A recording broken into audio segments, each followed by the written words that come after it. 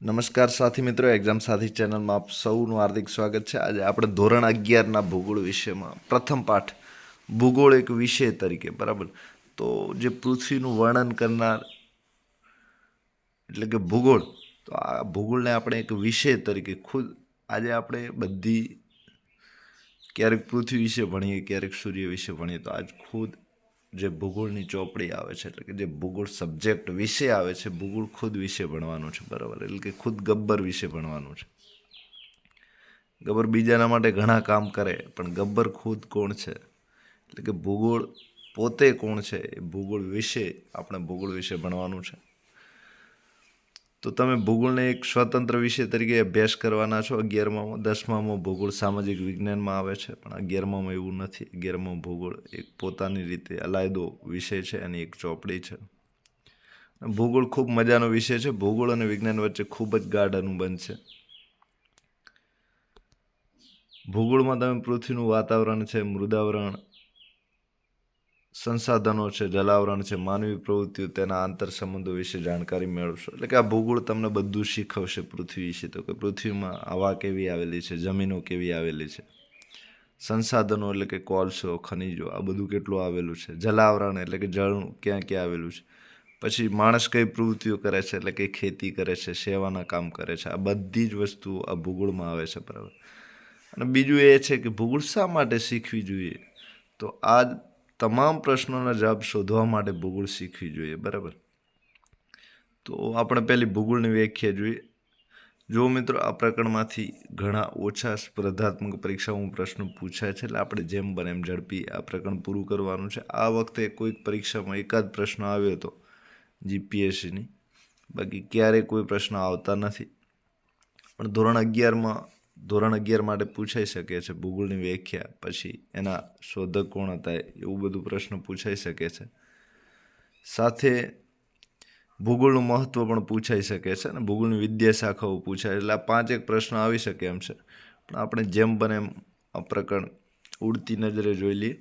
તો ભૂગોળ શું છે, તો પૃથ્વી મનુષ્ય ઉપરાંત સમગ્ર જીવસૃષ્ટિનું નિવાસ સ્થાન છે, બરાબર. તો આપણે જાણીએ છીએ કે આ પૃથ્વી પર મનુષ્ય ઉપરાંત બધી જ જીવસૃષ્ટિ છે, બધા જ પ્રાણીઓ છે, વનસ્પતિઓ છે, આ બધા જ અહીં નિવાસ કરે છે.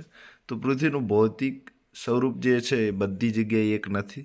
તો પૃથ્વી ઉપર પર્વતો છે, તો ક્યાંક એનાથી નીચે ઉચ્ચ પ્રદેશો છે, તો એનાથી સપાટ મેદાનો છે, તો એનાથી જમીનના તળિયે આવેલી ખીણો છે, ક્યાંક મહાસાગરો છે, ક્યાંક નાના સાગરો છે, ક્યાંક એનાથી નાની નદીઓ છે, તો ક્યાંક વિશાળ વન ક્ષેત્રો એટલે કે મોટા મોટા જંગલો છે, તો ક્યાંક વેરાન રણ પ્રદેશો છે. એટલે કે આ બધા જે ભૌતિક ગુણો પૃથ્વીના છે, એ પૃથ્વી તમને અલગ અલગ જગ્યાએ જાઓ તો તમને અલગ પડે છે, બરાબર. એટલે કે એમાં ભારે આપણે એકતા નથી, પણ અલગ અલગ જોઈ શકીએ છીએ. તો પૃથ્વીના ભૌતિક તત્વોની વિવિધતાના કારણે સામાજિક, આર્થિક અને સાંસ્કૃતિક પર્યાવરણમાં આપણે પણ ફેરફાર જોઈએ છીએ, બરાબર. દાખલા તરીકે ઉત્તર પૂર્વી રાજ્ય છે, તો ત્યાંની ભૂગોળ એવી છે, તો ત્યાંના લોકો હાઇટમાં ઓછા છે, બરાબર. એમના ચહેરાનો આકાર પણ બદલાય છે. અને દક્ષિણ ભારતની આપણે ભૂગોળ જોઈશું તો ત્યાં દરિયા કિનારે લોકો રહે છે, એટલે ત્યાં તાપમાન અને ઠંડી બે સરખા છે, વધારે એકે નથી. ગરમી ઠંડી સરખા છે, એટલે એમનો બાંધો એકદમ મજબૂત કસાયેલો આપણે જોઈ શકીએ છીએ, અને શરીર કદાવાર હોય છે. તો આ રીતે ભૂગોળ છે, એના લીધે સમાજ બદલાય છે, સંસ્કૃતિ બદલાય છે, અને પર્યાવરણમાં પણ ફેરફાર થાય છે, બરાબર. આ પર્યાવરણમાં એટલે કે ઝાડ, વનસ્પતિ, પ્રાણીઓ, આ પણ તમે બદલતા જોઈ શકો છો. તો માણસ બીજું એ છે કે અનેક સાંસ્કૃતિક વૈવિધ્યવાળું પર્યાવરણ પણ આપણે જોઈ શકીએ છીએ. સાથે પૃથ્વી સપાટી પર આવેલા ભૌતિક તત્વો છે, માનવીય તત્વોની ભિન્નતાઓનો અભ્યાસ પણ આ ભૂગોળ વિષયમાં કરવામાં આવે છે. હવે આપણે ભૂગોળ શબ્દો કોણે આપ્યો, તો ભૂગોળ માટે જિયોગ્રાફી શબ્દો આપ્યો, બરાબર.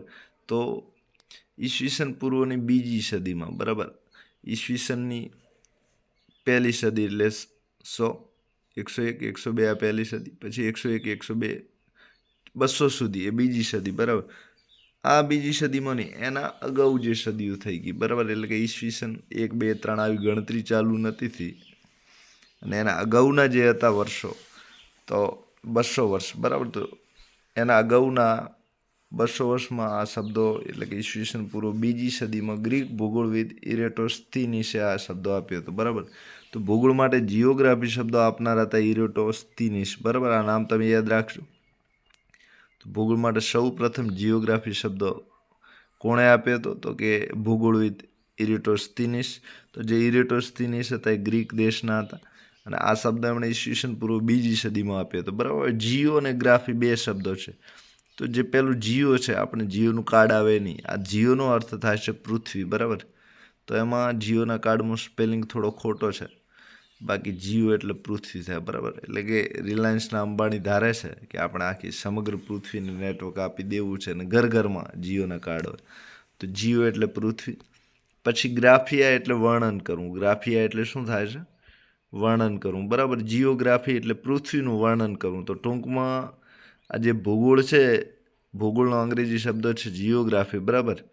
એ ગ્રીક ભાષામાંથી ઉતરી આવ્યો છે. તો ભૂગોળ એટલે પૃથ્વીનું વર્ણન કરનાર વિજ્ઞાન. તો પૃથ્વી કેવી છે, પૃથ્વીમાં શું છે, પૃથ્વી ક્યાં આવી છે, પૃથ્વી ક્યાં રહે છે, પૃથ્વીનો જન્મ કેવી રીતે થયો, બધા જ પૃથ્વી વિશેની આખી અને એના દરેક અંગનું, વનસ્પતિ, પ્રાણીઓ, પશુ, આ બધાનું વર્ણન કરનાર વિજ્ઞાન એટલે ભૂગોળ, બરાબર. તો પૃથ્વીનું વર્ણન કરનાર વિજ્ઞાન એટલે કે ભૂગોળ. તમે જોઈ શકો છો સમાજનું વિજ્ઞાન છે, એક સમાજના માણસોનું વર્ણન કરે, પણ આ ભૂગોળ એવું છે કે આખી પૃથ્વી, માનવ સૃષ્ટિનો જે ગ્રહ છે એનું સમગ્ર વર્ણન કરે છે, બરાબર. હવે તો પૃથ્વી સાથે સાથે સૌરમંડળ અને બ્રહ્માંડનું વર્ણન કરનાર વિજ્ઞાન હોય તો એ પણ ભૂગોળ છે, બરાબર. એટલે ભૂગોળનો વિસ્તાર બહુ મોટો વિસ્તાર છે. તો આ તમે વ્યાખ્યા યાદ રાખશો. ભૂગોળ એટલે પૃથ્વીનું વર્ણન કરનાર વિજ્ઞાન. ભૂગોળનો શાબ્દિક અર્થ થાય છે પૃથ્વીનું વર્ણન, બરાબર. આપણે યાદ રાખશો. તો ભૂગોળનો શબ્દોમાં અર્થ શું થાય? તો કે પૃથ્વીનું વર્ણન કરનાર.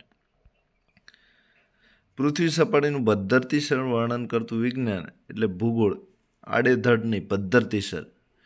કે નદીની રચના આ રીતે થઈ, પછી સાગરો આ રીતે બન્યા, આ નદી અહીં આવી છે, આટલી ઊંડી છે, આટલી પહોળાઈ લંબાઈ છે, આમ પદ્ધતિસરનું એનું વર્ણન કરે છે, બરાબર.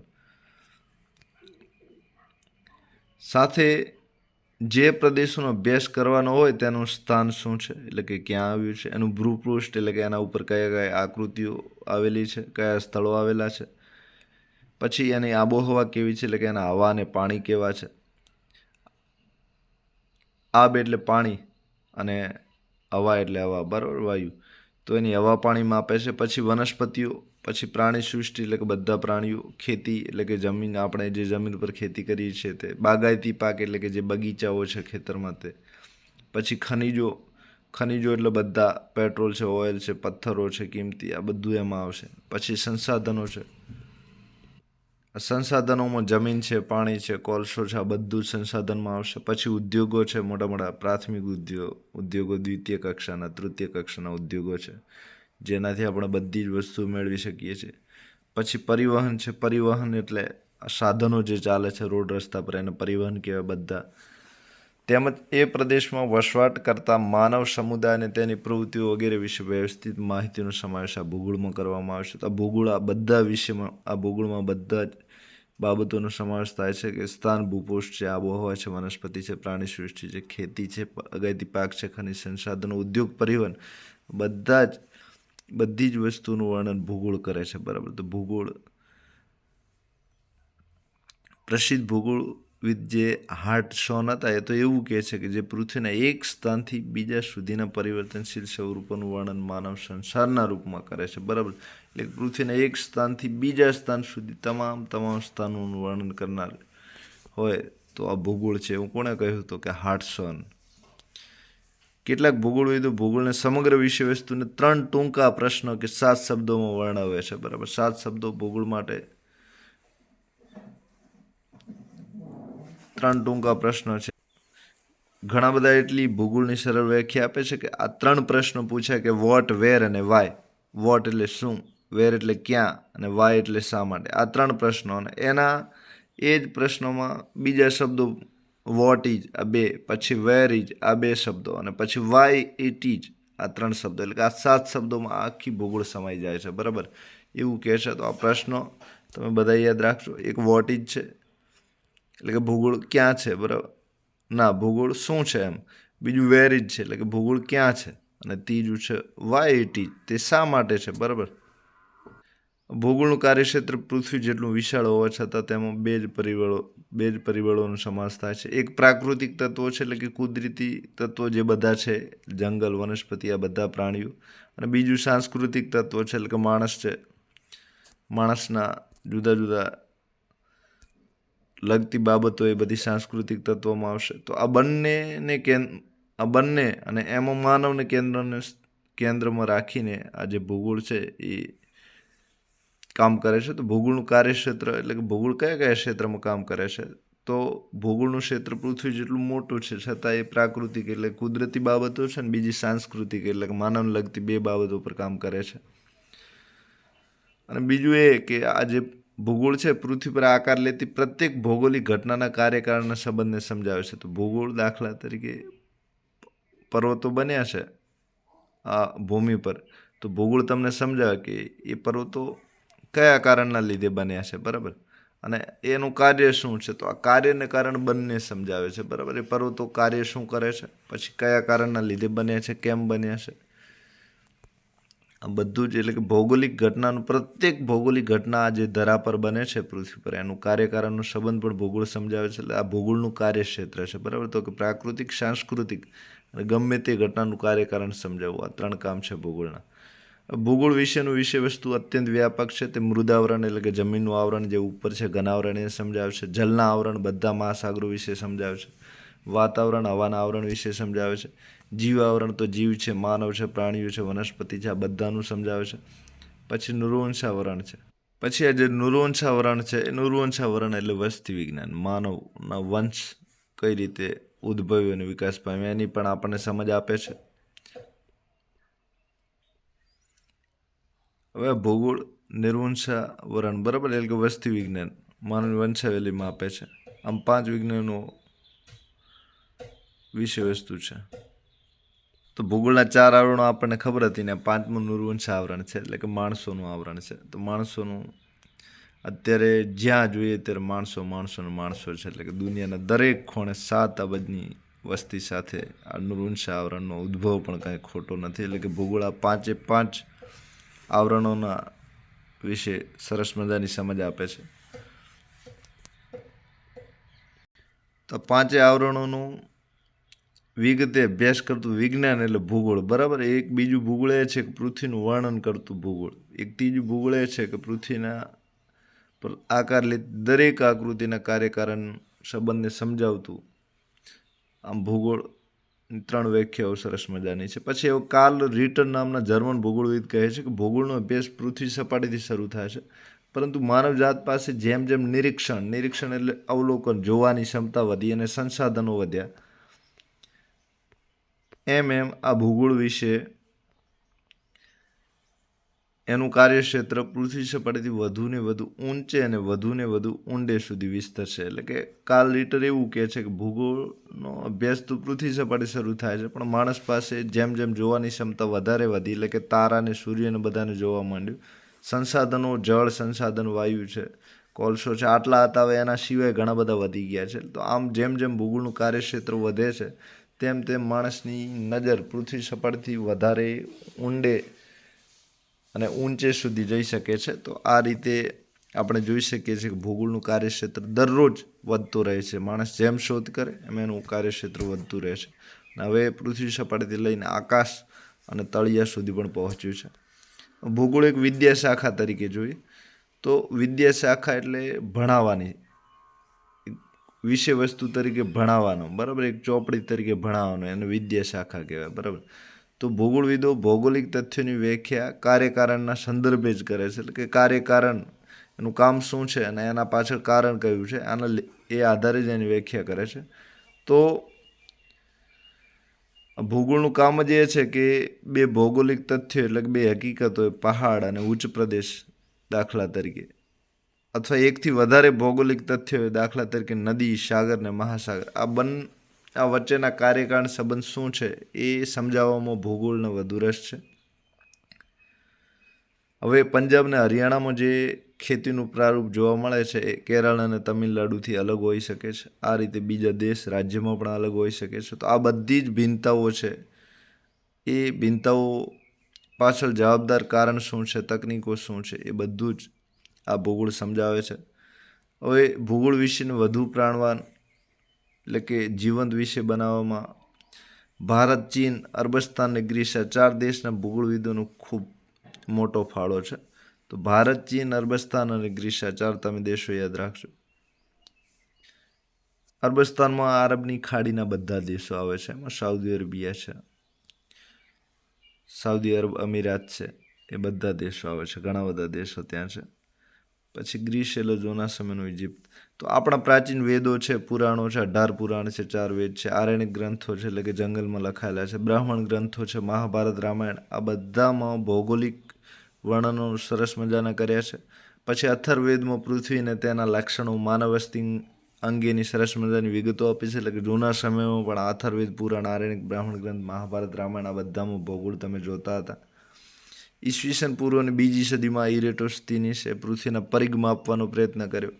તો તમે કોઈ વર્તુળની બહારની કિનારી માપો છો, એમાં પૃથ્વીની બહારની કિનારી માપવાનો પ્રયત્ન કર્યો કે આ પૃથ્વીની કેટલી કિનારી છે, કેટલી વિશાળ છે. સાથે ગ્રીક ભૂગોળવિદ થેલ્સે ઈસવીસન પૂર્વની 6ઠી સદીમાં પૃથ્વીનો કદ, આકાર, ગતિ વિશે પોતાના વિચારો રજૂ કર્યા. તો ઇરેટોસ્થિનીસે એનો પરિઘ માપવાનો પ્રયત્ન કર્યો. તો થેલ્સે એનાથી આગળ વધી ગયું કે પૃથ્વીનું કદ કેટલું છે, આકાર કેવો છે અને ઝડપ કેટલી છે, બધા વિશે થેલ્સે માપન કરવાનો પ્રયત્ન કર્યો. તો બધા ભૂગોળવિદો ભારત, ચીન, અરબસ્તાન અને ગ્રીસ આ દેશોની આસપાસના છે. તો સાથે ઈસવીસન પૂર્વની 6ઠી સદીમાં બરાબર થેલ્સે પૃથ્વીના કદ, આકાર અને ગતિ વિશે પોતાના વિચારો રજૂ કર્યા. થેલ્સને વિશ્વનો પ્રથમ ભૂગોળવિદ ગણવામાં આવે છે. આ ખાસ યાદ રાખજો. તો વિશ્વનો પ્રથમ ભૂગોળવિદ કોણ છે? તો કે થેલ્સ. બરાબર. તો થેલ્સને વિશ્વનો પ્રથમ ભૂગોળવિદ ગણવામાં આવે છે. ગ્રીક દેશનો હતો. ઈસવીસન પૂર્વ 6ઠી સદીમાં થઈ ગયો. એટલે કે ઈસવીસન પૂર્વમાં 2જી સદીમાં ઇરેટોસ્થિનીસે એનો પરિઘ માપવાનો પ્રયત્ન કર્યો. એના અગાઉ 400 વર્ષ એટલે કે ઈસવીસન 1, 2, 3 ચાલુ થાય છે. અત્યારે જે 2024 સુધી પહોંચ્યું છે એટલે કે 2024 વર્ષ થયા છે, 1થી ચાલુ કરીને 2024, એની અગાઉ 400 વર્ષ એટલે કે 2800 વર્ષ અગાઉ આ ભૂગોળ વિશેની સરસ મજાની સમજ આપવાનો પ્રયત્ન થેલ્સે કર્યો હતો. તો કે એને વિશ્વનો પ્રથમ ભૂગોળવિદ ગણવામાં આવે છે. કોને? તો કે થેલ્સને. હવે ક્લોડિયસ ટોલેમી નામનો એક ગ્રીક ભૂગોળવિદ હતો. એમણે પૃથ્વીના અક્ષાંશ વૃત્ત અને રેખાંશ વૃત્ત અને દેશોના ભૌગોલિક સ્થાન વિશેની સરસ મજાની માહિતી આપી હતી. તો આ નામ પણ તમે યાદ રાખજો. ક્લોડિયસ ટોલેમી. આ ટોલેમી નામનો જે ભૂગોળવિદ હતો એમણે પૃથ્વીના અક્ષાંશ વૃત્ત, રેખાંશ વૃત્ત અને ભૌગોલિક સ્થાન વિશેની સરસ મજાની માહિતી આપી હતી. એક રોમનનો ભૂગોળવિદ હતો, એનું નામ તો સ્ટ્રોબો. તો સ્ટ્રોબોએ 17 ભૌગોલિક ગ્રંથો રચીને પૃથ્વીની વિસ્તૃત એટલે કે વિસ્તારપૂર્વક વર્ણન કર્યું છે. તો આ ભૂગોળવિદો ખૂબ જ મહત્ત્વના છે. આમાં પૂછાય છે કે આટલો જ ફકરો છે, તો આ નામ એના ખાસ યાદ રાખજો. તો વિશ્વનો પ્રથમ ભૂગોળવિદ થેલ્સ છે. પછી પૃથ્વીનો પરિઘ માપવાનો પ્રયત્ન કોઈ કર્યો હોય તો એ ઇરેટોસ્થિનીસ છે. પછી ટોલેમી નામના ભૂગોળવિદે પૃથ્વીના અક્ષાંશ અને રેખાંશ વિશેની સમજ આપી છે. પછી રોમન ભૂગોળવિદ સ્ટ્રોબો હતા. એમણે પૃથ્વી પર 17 ભૌગોલિક ગ્રંથો રચ્યા છે. બરાબર. અને પૃથ્વીનું વિસ્તૃત વર્ણન કર્યું છે. હવે ભારતના 2 ભૂવૈજ્ઞાનિકના નામ આપવાના હોય તો ભારતના ભૂગોળના વૈજ્ઞાનિક કોણ કોણ હતા? તો એક આર્યભટ્ટ છે, જેમણે સૂર્યમંડળ અંગે. વરાહમિહિર છે, એમણે પૃથ્વીના વ્યાસ સંબંધી એટલે પૃથ્વીનો વ્યાસ કેટલો છે. બરાબર.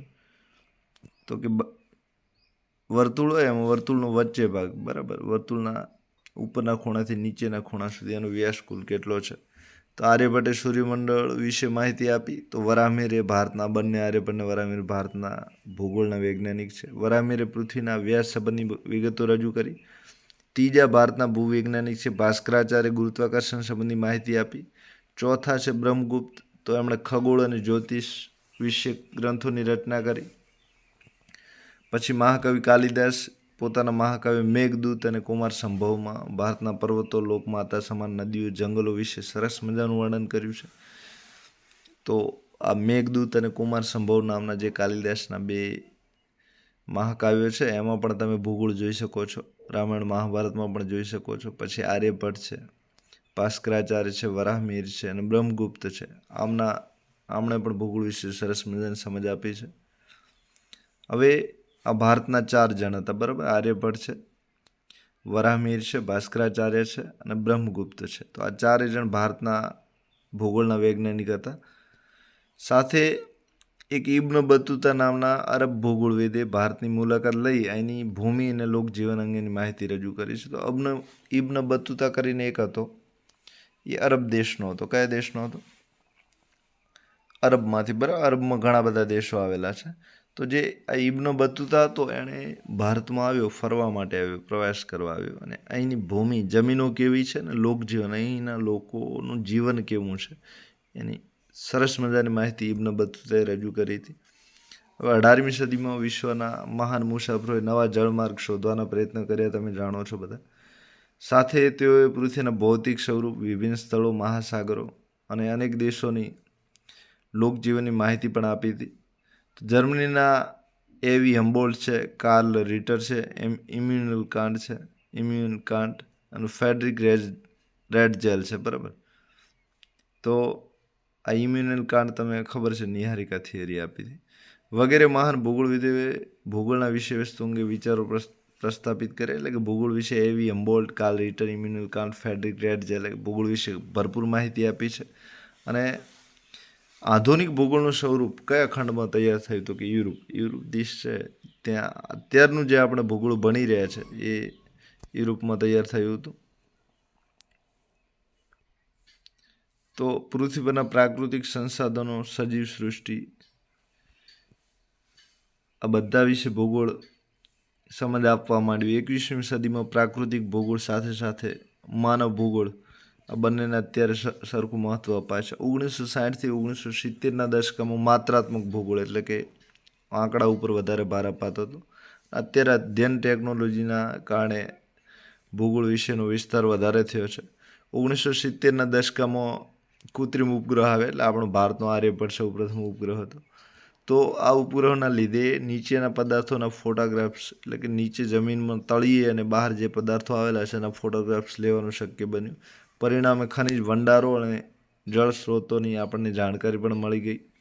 તો આ રીતે ભૂગોળ છે એ ભૌગોલિક માહિતી સાથે સાથે ભૂ માહિતી, એટલે કે ભૌગોલિક માહિતી સાથે સાથે, એટલે કે એના જે આકૃતિઓ આવેલી છે એની માહિતી આપે છે. પછી જમીનની માહિતી આપે છે, ભૂ માહિતી તંત્ર. ત્રીજું ભૂસ્થિતિ, એટલે કે લોકેશન પણ આપણને જણાવે છે. તો એને ભૂસ્થિતિ. બરાબર. તો કઈ વસ્તુ કયા સ્થળનું લોકેશન ક્યાં છે એ પણ આપણે જાણી શકીએ છીએ. તો આ રીતે ભૌગોલિક માહિતી આપે છે. પછી પૃથ્વીની ભૂની માહિતી આપે છે. અને ત્રીજું ભૌગોલિક સ્થિતિ, તો એનું લોકેશન પણ બતાવે છે. આ 3 માહિતી આપણે ભૂગોળમાં જોઈ શકીએ છીએ. સાથે અત્યારે અંતરિક્ષની માહિતી પણ ભૂગોળ મારફતે આપણે જાણી શકીએ છીએ. બરાબર. તો આ રીતે ભૂગોળમાં 4 ક્ષેત્રની માહિતી આપવામાં આવે છે. સાથે હવે આ ભૂગોળ એક વિદ્યાશાખા તરીકે આપણે જોઈ હતી. બરાબર. તો ભૂગોળને આજે અત્યારે ભણાવનાર વિષય ભૂગોળ બન્યો છે, આપણે ભૂગોળ ભણીએ છીએ. તો એને આ બનાવવા પાછળ કોણે મદદ કરી? તો આ બધા એમના આપણે નામ જોયા. તો કે ભારતીયો હતા, ગ્રીકના હતા, રોમન દેશના પણ ઘણા બધા હતા, ચીન અને અરબસ્તાન દેશના પણ ઘણા બધા હતા. એમણે ભૂગોળ રચવામાં ખૂબ મદદ કરી હતી.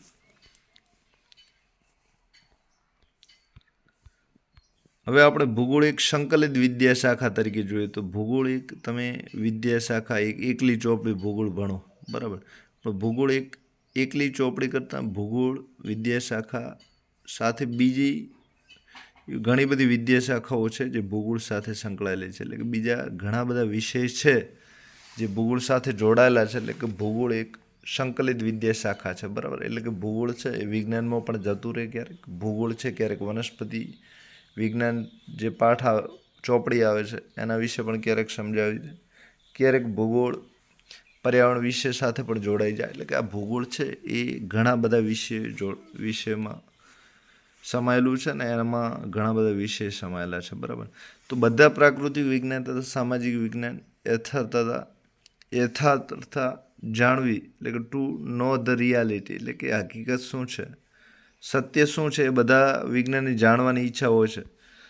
પણ જે ભૂગોળ છે એ આ યથાર્થતાને સમગ્રતાના સ્વરૂપમાં સમજવાનો પ્રયત્ન કરે છે. એટલે કે આ જે હકીકત સત્ય છે એને શરૂઆતથી પ્રયત્ન જાણવાનું કરે છે કે હકીકત કેમ બન્યું, ક્યાંથી બન્યું, કેવી રીતે બન્યું. તો ત્રણેય પહેલા પ્રશ્નો છે વાય, વોટ અને વેર. આ રીતે ત્રણેય પ્રશ્નોના આધારે આ જે ભૂગોળ છે એને તપાસે છે. અને આ રીતે ભૂગોળનો જે નજર છે, દૃષ્ટિ છે, કોઈ પણ વિષય, કોઈ પણ વસ્તુ, કોઈ આકારને જોવાની, એ બધાથી વિશાળ છે. કેવી છે? વિશાળ છે. એટલે કે એની સમગ્ર તપાસ કરે છે. સાથે વિજ્ઞાન સાથે જોડાયેલા બધા જ વિષયો પણ ભૂગોળ સાથે સંબંધ રાખે છે. તો વિજ્ઞાનના જેટલા પણ વિષય છે, રસાયણ છે, ભૌતિક વિજ્ઞાન છે, બધા જ વિષયો ભૂગોળ સાથે સંબંધ રાખે છે. બરાબર. તો એક સંશ્લેષાત્મક વિષયના રૂપમાં ભૂગોળ અનેક પ્રાકૃતિક અને સામાજિક વિજ્ઞાનો સાથે ગાઢ સંબંધ ધરાવે છે.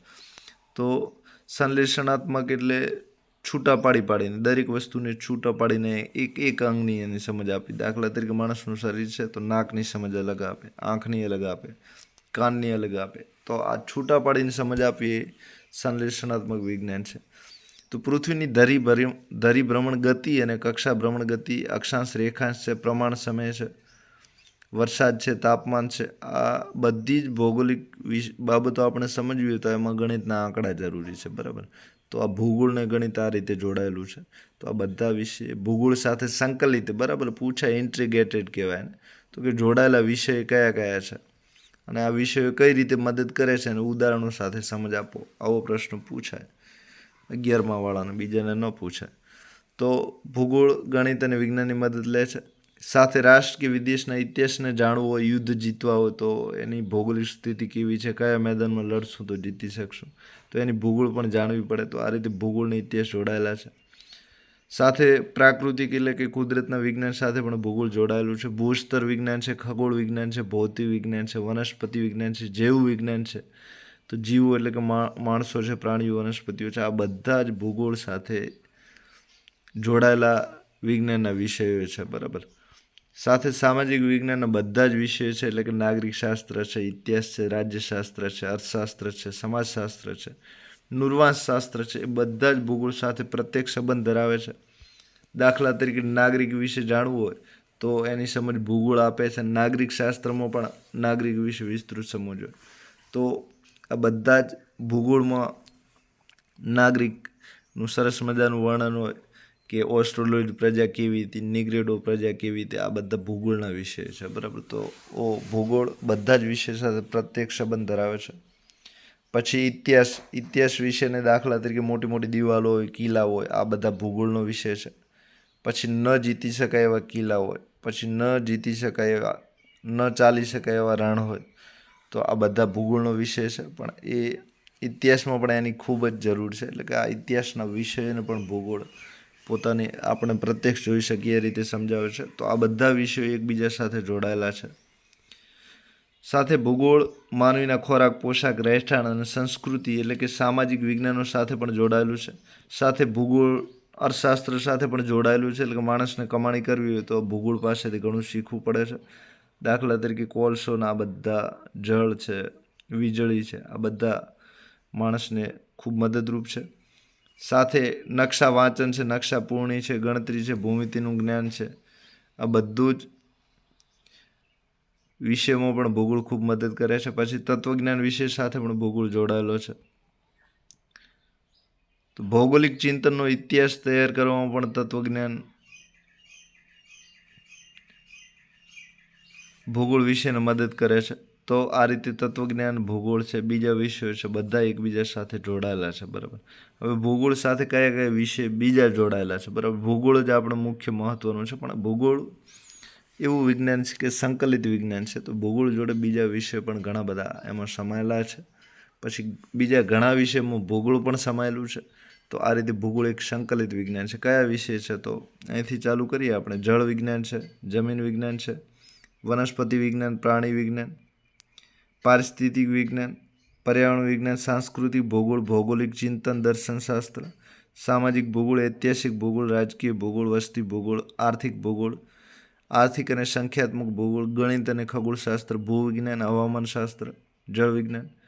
તો તમને જે પણ વિષયના નામ આવડતા હોય, જેટલી ચોપડીઓ તમે ભણતા હોય, એ ગુજરાતી, સંસ્કૃત ભાષાની ચોપડીઓ સિવાય બધા જ ચોપડીઓ, બધા વિષયનું નામ લખશો, બધા જ ભૂગોળ સાથે સંકલિત જોડાયેલા છે. એમને કંઈક ને કંઈક ભૂગોળમાં એમનો ભાગ સમાયેલો છે. બરાબર. આ બધા વિશે વિશે ભૂગોળ સમજ આપે છે.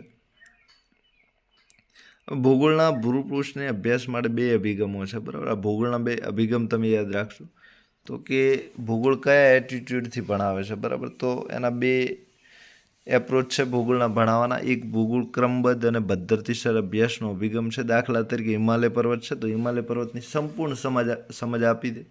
એક બીજો અભિગમ છે પ્રાદેશિક અભિગમ. તો પ્રાદેશિકમાં અમુક પ્રદેશ પૂરતું હોય, દાખલા તરીકે કોઈ એકાદ વનસ્પતિ લે, કોઈ એક નાનો પ્રદેશ લે, તો આ રીતે. તો ભૂગોળ બે એપ્રોચથી ભણાવે છે. એક છે ક્રમબદ્ધ અને પદ્ધતિસર અભ્યાસનો અભિગમ, એટલે કે સિસ્ટેમેટિક એપ્રોચ એને કહેવાય, અને બીજો છે પ્રાદેશિક અભિગમ, એટલે કે એને રેજ્યુનલ એપ્રોચ કહેવાય, અને સાથે ક્ષેત્રીય એપ્રોચ પણ કહેવાય છે. તો ક્રમબદ્ધ અને અથવા પદ્ધતિસર અભ્યાસનો અભિગમ છે, આમાં ભૂગોળ કઈ રીતે ભણાવે છે, તો આ અભિગમ સામાન્ય ભૂગોળનો, સામાન્ય એટલે આખી દુનિયાનું ભણાવે, બરાબર. આમાં ક્રમબદ્ધ અને પદ્ધતિસરમાં આખું દુનિયાથી દેશ આવે, દેશથી રાજ્ય આવે, રાજ્યથી જિલ્લો આવે, આમ ક્રમશઃ આવે, બરાબર. જર્મન ભૂગોળવિદ એલેક્ઝાન્ડર વોન હમ્બોલ્ટ આ અભિગમના પ્રવર્તક છે. તો આ પૂછાય ક્રમબદ્ધ અથવા પદ્ધતિસર અભ્યાસનો અભિગમ કોણે આપે, તો એલેક્ઝાન્ડર વોન હમ્બોલ્ટ, બરાબર. આ નામ યાદ રાખશો, એલેક્ઝાન્ડર વોન હમ્બોલ્ટ. આ વિધિ પ્રમાણે ભૌગોલિક તત્વોને પ્રકરણોમાં વિભાજિત કરીને દરેક પ્રકરણનો અભ્યાસ વૈશ્વિક સ્તરે કરવામાં આવે છે, બરાબર. તો અત્યારે જે ચોપડીનું પ્રકરણ આવે છે, ઘનાવરણ, મૃદાવરણ, વાતાવરણ, ખનિજ, કૃષિ, ઉદ્યોગ, પરિવહન, વસ્તી, આ પ્રમાણે અલગ અલગ પ્રકરણોમાં મૂકવામાં આવે છે ભૂગોળના દરેક વિષયને. અને પછી વિશ્વ સ્તરે પહેલો અભ્યાસ કરવામાં આવે છે. પછી ક્ષેત્રીય સ્વરૂપમાં વર્ગીકૃત કરવામાં આવે છે, એટલે કે દેશવાઇઝ, બરાબર. તો કુદરતી વનસ્પતિ એવું પ્રકરણ મૂકેલું હોય તો આવું પ્રકરણ આપી દે, અને પછી એનો ક્રમબદ્ધ અને પદ્ધતિસરનો અભ્યાસ ચાલુ થાય. તો સર્વપ્રથમ કુદરતી જે વનસ્પતિ છે એ વૈશ્વિક સ્તરે એનું અભ્યાસ કરવામાં આવે કે વિશ્વમાં કુદરતી વનસ્પતિ ક્યાં ક્યાં આવેલી છે, કયા ભાગમાં મોટા પટ્ટા, દાખલા તરીકે એશિયા ખંડ લઈ લે, ભૂમધ્ય સાગર લઈ લે, આ રીતે એનું વર્ણન કરવામાં આવે. પછી એ જ કુદરતી વનસ્પતિ છે એને એક દેશ પૂરતી, બરાબર, દાખલા તરીકે ભૂમધ્ય પ્રકારની વનસ્પતિ, શંકુદ્રમ પ્રકારની વનસ્પતિ, આ રીતે એના પ્રકાર પાડીને એનું વર્ણન કરવામાં આવે. અને છેલ્લે કોઈ દેશ છે એની અંદરની ભૂગોળ તરફ આવે, બરાબર. તો એટલે કે ભારત દેશની વનસ્પતિના પ્રકારો ઉપર આવે, તો વિશ્વથી લઈને દેશ સુધી, બરાબર. આ ક્રમબદ્ધ અને પદ્ધતિસરનું ભૂગોળ છે. બીજો અભિગમ છે પ્રાદેશિક અભિગમ. તો પ્રાદેશિક અભિગમનો વિકાસ જર્મન ભૂગોળવિદ કાર્લ રિટરે આપ્યો હતો. તો આ યાદ રાખજો, એનું નામ કાર્લ રિટર છે. પ્રાદેશિક અભિગમ કોણે આપ્યો તો કાર્લ રિટરે આપ્યો હતો. તો કાર્લ રિટરે પૃથ્વીના જુદા જુદા એકમો પાડીને એક નિશ્ચિત પ્રાદેશિક વિસ્તારના સંદર્ભમાં તેની સમજ આપી હતી. તો પૃથ્વીના જુદા જુદા એકમો પાડી દીધા. દાખલા તરીકે ખીણ પ્રદેશવાળા એકમ છે, પછી કોંગો નદીનો ખીણ પ્રદેશ છે, મલેશિયા, ઇન્ડોનેશિયા, ફિલિપિન્સના દ્વીપ સમૂહો. તો આવા નાનકડા ભાગ પાડી દીધા પ્રદેશો પૂરતી. એટલે કે આપણે ઇન્ડોનેશિયાની ભૂગોળ ભણવી છે તો ઇન્ડોનેશિયાના જાવા દ્વીપનું જ ભણશું.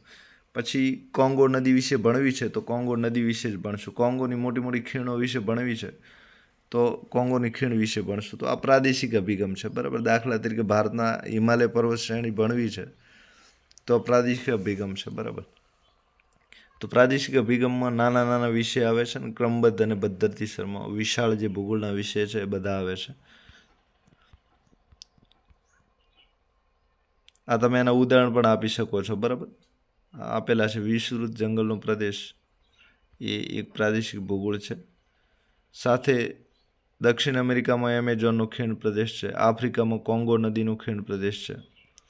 ભૂગોળની શાખાઓ, તો ભૂગોળની ઘણી બધી શાખાઓ છે. એક ભૌતિક શાખા છે, બીજી આપણે આગળ જોઈતી એ બધી, એક સિદ્ધાંત ને દર્શનશાસ્ત્ર છે, ત્રીજી ક્રિયા તકનિક છે, ચોથી માનવ છે, પાંચમી જૈવિક ભૂગોળ છે. આ બધી ભૂગોળની શાખાઓ છે. તો ભૌતિકમાં નીચે વિષય આપેલા છે, આ બધાનો સમુદ્ર વિજ્ઞાન છે, ભૂ સ્વરૂપ છે, આબોહવા છે, જમીન ભૂગોળ છે, આ બધું ભૌતિકમાં સમાસ થાય છે. પછી જૈવિક ભૂગોળમાં વનસ્પતિ છે, જેમાં જીવ છે બધા, પ્રાણી ભૂગોળ છે, પારિસ્થિતિક છે, પર્યાવરણીય ભૂગોળ છે, માનવ ભૂગોળ છે.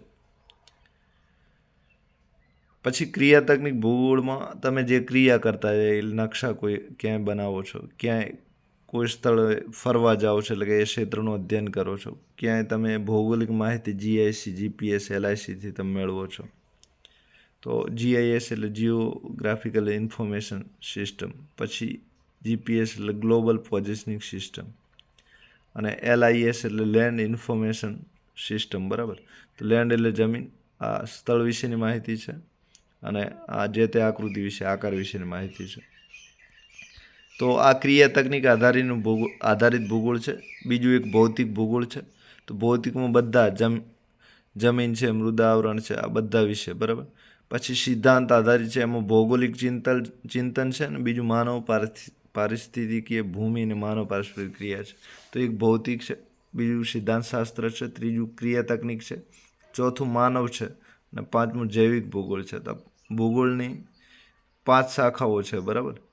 તો આ બધી 5 શાખાઓ છે પદ્ધતિસર અભિગમના આધારે પાડેલી છે. તો આ આખું ભૂગોળને એક વિષય તરીકે સમજાવે છે, બરાબર. સાથે આમાં એક બાકી છે માનવ ભૂગોળ. તો માનવ ભૂગોળમાં આર્થિક ભૂગોળ છે, વસ્તી ભૂગોળ છે, ઐતિહાસિક ભૂગોળ છે. તો જે બધી ચોપડીઓ છે બધા વિશે ભણો છે, બધું પ્રવાસન, કૃષિ ભૂગોળ, વસાહત, સેવા, વેપાર, ઔદ્યોગિક ભૂગોળ, આ બધી શાખાઓનો સમાવેશ થાય છે. હવે પદ્ધતિસર અભિગમના આધારે ભૂગોળની શાખાઓ તો આપણે આગળ જોઈ લીધું, 5 છે, બરાબર. એક ભૌતિક ભૂગોળ છે, બીજી માનવ ભૂગોળ છે, ત્રીજી જૈવિક ભૂગોળ છે, ચોથી ભૌગોલિક પ્રવૃત્તિઓ અને પ્રયુક્તિઓ છે, પછી ક્રિયા આધારિત હતી. તો આમ 5-6 શાખાઓ છે પદ્ધતિસર અભિગમના આધારે ભૂગોળની શાખાઓ, બરાબર. ભૌતિક ભૂગોળ છે, તો એમાં આબોહવા છે, ભૂસ્વરૂપ છે, સમુદ્ર વિજ્ઞાન, આગળનું જે આપણે કોઠો જોઈએ જ છે, બરાબર. જમીન વિજ્ઞાન છે અને જળ વિજ્ઞાન, આ બધાનો અભ્યાસ આ શાખામાં કરવામાં આવે છે. એટલે કે કુદરત પર જેટલા બધા આકાર આવેલા છે એ બધા જ ભૌતિક ભૂગોળ ગણાશે, બરાબર. પછી માનવ ભૂગોળ છે અને હ્યુમન ભૂગોળ કહે છે. તો માનવને લગતા જે વિષયો છે, અર્થશાસ્ત્ર છે, સંસ્કૃતિ છે, આ બધા જ વિષયોનો આમાં સમાવેશ થશે. કૃષિ વિજ્ઞાન છે, વસ્તીનું છે, ગ્રામીણ છે, શહેરી છે, આ બધા જ. પછી જૈવિક ભૂગોળ, તો જેમાં જીવ છે એ બધી, એટલે કે પ્રાણીઓ છે, વનસ્પતિઓ છે, પછી પારિસ્થિતિકી છે, ઇકોલોજી, પર્યાવરણનું ભૂગોળ છે, આ બધા જ ભૂગોળનો જૈવિક ભૂગોળમાં સમાવેશ થશે. સાથે ભૌગોલિક પ્રવૃત્તિઓ અને પ્રયુક્તિઓ, તો જિયોગ્રાફિકલ મેથડ અને ટેકનિક્સ, તો આમાં ક્રિયા આવે છે, બરાબર. તો આપણે ક્ષેત્રો અધ્યયન કરવા જઈએ, ક્યાંક કમ્પ્યુટરથી નકશા બીજું બનાવીએ, ક્યાંક આપણે માપન કરીએ કોઈ પ્રદેશોનું. પછી સ્પેશિયલ ઇન્ફોર્મેશન ટેકનોલોજી, તો આમાં આપણે ભૂ આકાર છે, જમીન છે, અને લોકેશન શોધવાના કામ છે. તો આ ક્રિયા આધારિત ભૂગોળ છે, ચોથી. હવે પ્રાદેશિક અભિગમ જોઈએ, બરાબર. તો આ જે 4 પ્રકાર હતા એ પદ્ધતિસરના ભૂગોળના હતા, બરાબર. એ જોયું હતું. એટલે કે વિસ્તારથી ભૂગોળને જોવું હોય તો આ રીતે એનું વિસ્તારથી માપન કરવું પડે. હવે આ પ્રાદેશિક અભિગમ છે, બરાબર. પ્રાદેશિક એટલે અમુક પ્રદેશ, અમુક આકાર પૂરતો હોય. તો પ્રાદેશિક અભિગમ છે એમાં 4 મુખ્ય શાખાઓ છે. તો એ આપણે અગાઉ જોઈ ગયા, બરાબર. દાખલા તરીકે એમેઝોનના ખીણ પ્રદેશ કાંગોને એમ આપવું. હવે આમાં આ જે પ્રાદેશિક અભિગમ છે એમાં એક જે તે પ્રદેશનું અધ્યયન કરવામાં આવે છે, રિજિયોનલ સ્ટડી. બીજું એનું વિશ્લેષણ કરવામાં આવે છે, એટલે કે એના ઉપર વિસ્તૃત અધ્યયન કરવામાં આવે, બરાબર.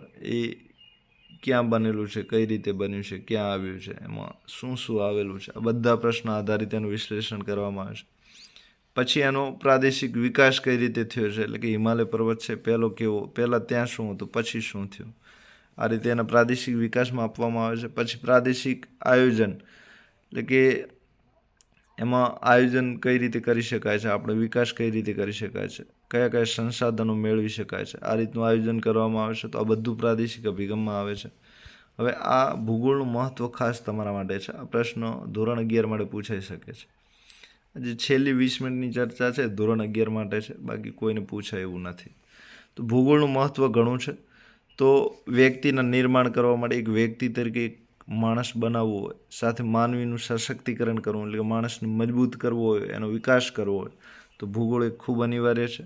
સાથે ખેતી છે, વેપાર છે, પરિવહન એટલે કે સાધનો છે બધા ચલાવવાના, પછી ઉદ્યોગોની સ્થાપના છે, પછી આ બધાનો વિકાસ કઈ રીતે કરાય, એ બધા માટે ભૂગોળ ખૂબ મહત્ત્વનું છે. એટલે મહત્ત્વ એટલે કે ભૂગોળ કઈ રીતે ઉપયોગી થઈ શકે છે. સાથે વિવિધ પાસાને સમજવા હોય, માનવ સમાજનું સાંસ્કૃતિક વારસાનું પૃથ્થકરણ કરવું હોય, ઐતિહાસિક ઘટનાઓ સમજવી હોય, વર્તમાન વૈશ્વિક સમસ્યાને હલ કરવો હોય તો બધા સાથે રાષ્ટ્ર ભાવના છે, રાષ્ટ્રીય ગુણો છે, વિશ્વ બંધુત્વની ભાવના છે, કુટુંબ કલ્યાણના ખ્યાલો છે, વ્યક્તિમાં આંતરરાષ્ટ્રીય એટલે કે બીજા દેશો આંતરરાષ્ટ્રીયપણું વ્યક્તિમાં વિકસે એટલે કે બીજા દેશો વિશે જાણતો થાય, સાથે એનામાં સારા સારા મૂલ્યોનું સંવર્ધન થાય એટલે કે સારા ગુણો વિકસે. આ બધામાં ભૂગોળનું મહત્ત્વનું કામ છે. પછી આંતરરાષ્ટ્રીય સમસ્યા ઉકેલવામાં પણ ભૂગોળ ખૂબ મદદ કરે છે. પછી વિકાસ કરવો હોય તો પણ ભૂગોળ ખૂબ મદદ કરે છે. પછી ઘણી ક્ષમતાઓ અને કૌશલ્ય પણ ભૂગોળથી વિકસે છે. દાખલા તરીકે ભૂગોળ તમે શીખો તો એક તો નકશો દોરતા આવડે, પછી પ્રવાસ કરતાં તમને આવડે, કોઈ પણ વસ્તુ બતાવતા આવડે કે આ વસ્તુ આવી છે. પછી તમે વાર્તાલાપ કરતાં શીખો, પત્ર લખવાની સૂઝ તમારામાં આવે, ભૂગોળ વિશે લખીને ખૂબ પત્રો પણ તમે શીખી શકો છો. તો આ ભૂગોળ તમને ઘણા બધા કૌશલ્ય અને ક્ષમતા એટલે કે ઘણા બધા કામ પણ શીખવાડે છે. તો આ ભૂગોળનું ઘણું બધું આ રીતે ખૂબ મહત્ત્વ છે અને તમે ઘણું બધું શીખી શકો છો. તો હવે આ ભૂગોળ વિશે પ્રશ્નો. તો ભૂગોળનો અર્થ શું? તો કે પૃથ્વીનું વર્ણન કરવું એ ભૂગોળ કહેવાય. બરાબર. ભૂગોળની મુખ્ય શાખાઓ કઈ છે? તો ભૂગોળની શાખાઓ આપણે જોઈ. ટૂંકા પ્રશ્નોની ચર્ચા કરી લઈએ. ભારતના 2 ભૂગોળવિદોના નામ આપો. તો ભૂગોળવિદોના નામ તો તમને ખબર છે. આર્યભટ્ટ હતા, વરાહમિહિર હતા, ભાસ્કરાચાર્ય, બ્રહ્મદત્ત. તો વિશ્વનો પ્રથમ ભૂગોળવિદ, બરાબર, આ બધાને આવડતું છે, થેલ્સ. મહાન ભૂગોળવિદ કાર્લ રિટર કયા દેશના હતા? આ એમનો દેશ જોઈ લેજો અંદર, બરાબર, જર્મની દેશ. હવે આગળ ભારતના પ્રવાસ કરી ભૂમિ અને લોકજીવનનું વર્ણન કરનાર કોણ હતું? તો ભારતનો પ્રવાસ કરીને કોણ આવ્યું? અરબસ્તાનના ઇબ્ન બતુતા, બરાબર. આનો દેશ બીજો છે, આવશે આપણે આગળ ઇતિહાસમાં હું શીખવી દઈશ. મેઘદૂતમની રચના કાલિદાસ, બરાબર, આ બધાને યાદ છે. આપ સૌનો આભાર, થેન્ક યુ. સાથે ચેનલ લાઈક કરતા રહેજો, વિડીયોને શેર કરતા રહેજો, જરૂર લાગે તો કોમેન્ટ કરજો અને સાથે સબસ્ક્રાઈબ તમે કરજો અને તમારા મિત્રોને પણ જાણ કરજો. થેન્ક યુ, આભાર આપ સૌનો.